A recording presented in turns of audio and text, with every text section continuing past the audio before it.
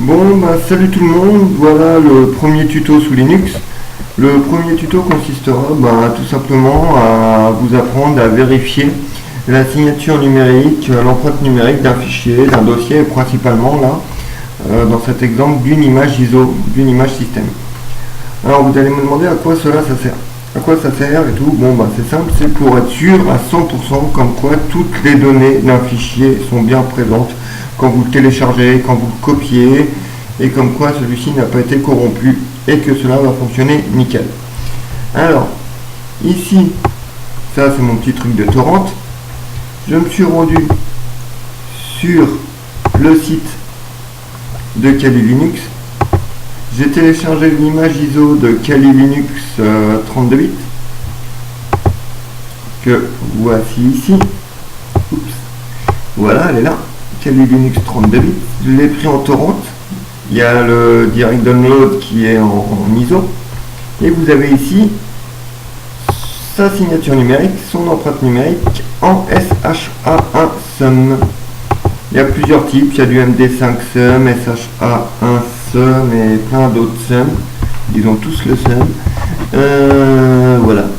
Donc moi je l'ai téléchargé en torrent. L'image elle est donc arrivée ici en entière. Voilà. Et maintenant on va vérifier qu'elle soit bien là, vraiment tout entière. Ce que vous allez pouvoir voir, c'est comme quoi donc dans ce téléchargement, j'ai eu aussi un fichier texte. Oups.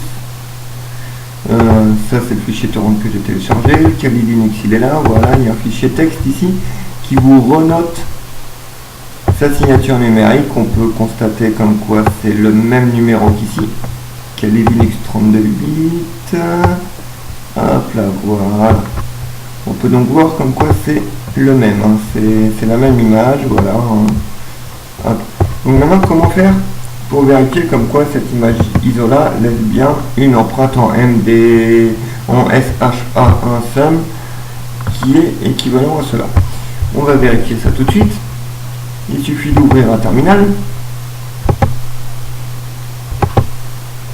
Voilà, ici, d'y noter la commande SHA1 SUM. Donc, je vous laisse deviner si c'était en SDA5,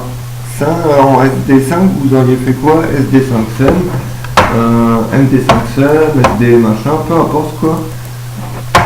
Je vais retrouver tous les trucs ici. Voilà, il y a du MD5 SUM, SHA1 SUM, SHA 224, 256, 384 et du SHA 512. Peu importe de quelle manière c'est, vous marquez exactement la même commande. Si c'est en SHA 512, vous marquerez SHA 512 SUM, espace, le chemin complet de l'image ISO. Tac, ici, voilà. Image ISO. J'enlève les guillemets parce que suivant le terminal, suivant les versions, des fois les guillemets passent, des fois non. Pour plus de sécurité, voilà. SUM, pas SUM. Donc voilà la commande en entière. D'accord? Voilà.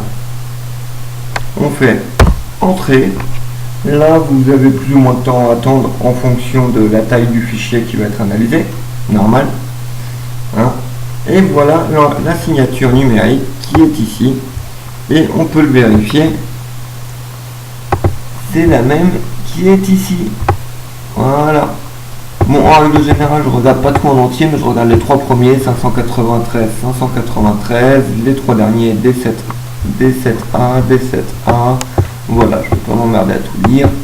Au pire, il y a une autre solution. Copier. Pinceur. Coller. Et on voit que c'est le même numéro. Voilà. On peut fermer. Voilà. Alors maintenant, pourquoi est-ce que ça peut être important? Et là, je vais vous le montrer en exemple. C'est comme quoi, ici, je l'ai copié. Je l'ai copié ici. Ça a l'air d'être correct. Là, j'ai fait exprès d'enlever la clé USB pendant la copie. Voilà. Donc, on va vérifier. SHA1 SEM. On envoie l'image ISO. On enlève les guillemets. Entrée.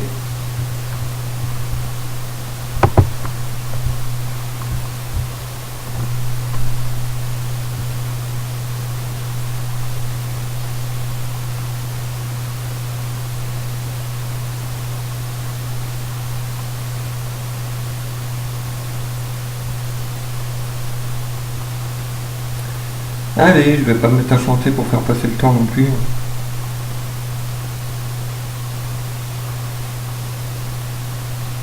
Tu marques le résultat ou je te fais passer par la fenêtre?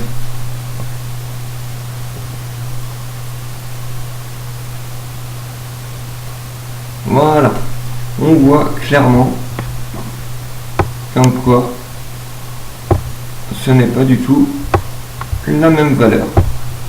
On ne sait pas conséquent, comme quoi l'image ISO de Kali Linux 1.1a, l'ISO qui se trouve sur ma partition persistance, n'est pas du tout valable, qu'il ne faut pas que je l'utilise. Il y a des fichiers corrompus, elle va bugger, elle peut même me foirer une installation.